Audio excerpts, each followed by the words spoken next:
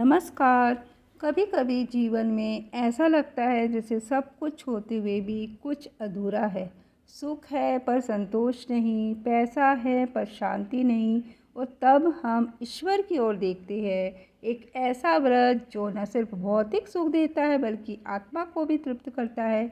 आज मैं बात कर रही हूँ उस अद्भुत व्रत की जो स्वयं महालक्ष्मी और भगवान नारायण ने प्रकट किया, श्री लक्ष्मी नारायण व्रत की।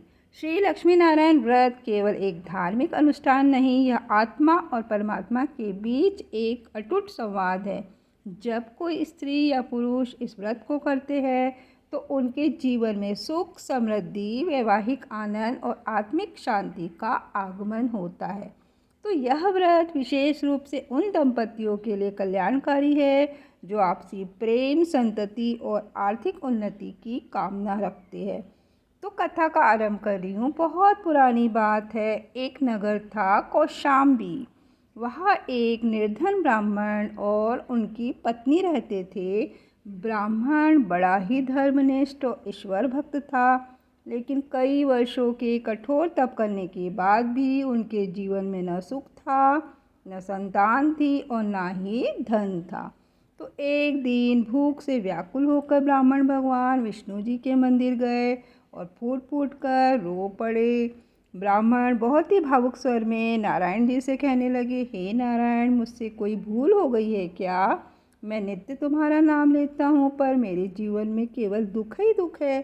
तभी मंदिर में एक तेजस्वी साधु प्रकट हुए। वह कोई और नहीं, स्वयं भगवान नारायण थे। तो उन्होंने ब्राह्मण से कहा, भगवान विष्णु जी ने, कि वत्स, यह तुम्हारी पिछले जन्मों की परीक्षा है, पर अब समय आ गया है जब लक्ष्मी माता तुम्हारे घर आएगी। एक व्रत है, श्री लक्ष्मी नारायण व्रत। इसे 11 शुक्रवार या 11 शनिवार तक श्रद्धा से करो, सब कुछ बदल जाएगा। और ऐसा कहकर साधु अदृश्य हो गए। ब्राह्मण ने घर जाकर अपनी पत्नी को सारी बात बताई। वे दोनों अगले शुक्रवार से व्रत को करने लगे। व्रत की विधि सीधी थी। भगवान विष्णु और लक्ष्मी माता की मूर्ति रखकर श्रद्धा से पूजा करनी थी, व्रत कथा सुननी थी और गरीबों को भोजन कराना था। चमत्कार होना शुरू हुआ। तीसरे ही शुक्रवार को उनके आंगन में कोई स्वर्ण मुद्राएं छोड़ गया। 5वें शुक्रवार पर गांव के जमींदार ने उन्हें अपनी पुत्री के विवाह के लिए पुरोहित बनाया। धीरे धीरे उनका जीवन बदलने लगा। अंतिम शुक्रवार को जब उन्होंने व्रत पूर्ण किया, उसी रात लक्ष्मी और नारायण ने उनके स्वप्न में दर्शन दिए। माता महालक्ष्मी मुस्कुराते हुए कहती है, तुम्हारी श्रद्धा से मैं प्रसन्न हूँ। अब तुम्हारे घर कभी दरिद्रता नहीं आएगी।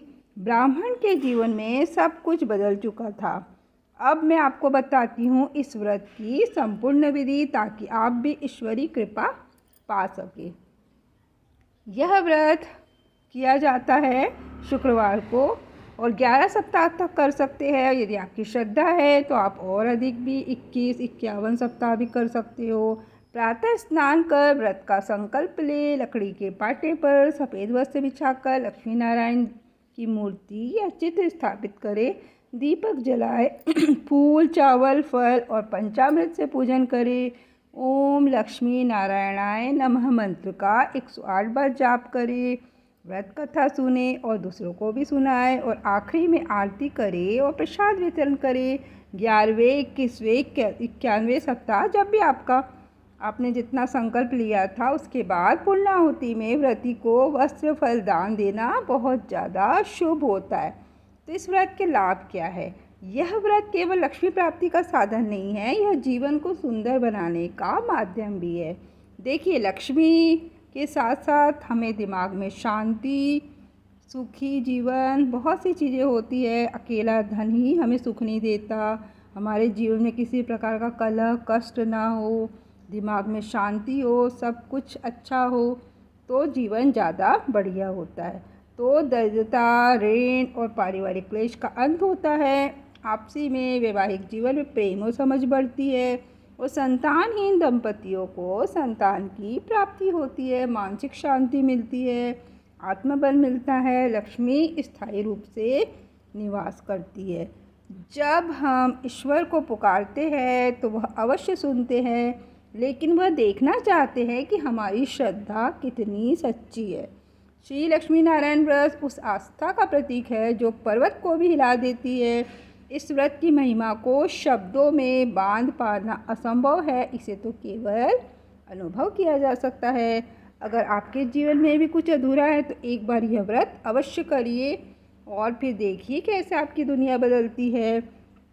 हर शुक्रवार जब आप दीप जलाएंगे तो केवल प्रकाश ही नहीं फैलेगा, आपकी आत्मा भी आलोकित होगी। बोलिए श्री लक्ष्मी नारायण भगवान की जय। जय महालक्ष्मी, जय नारायण। धन्यवाद।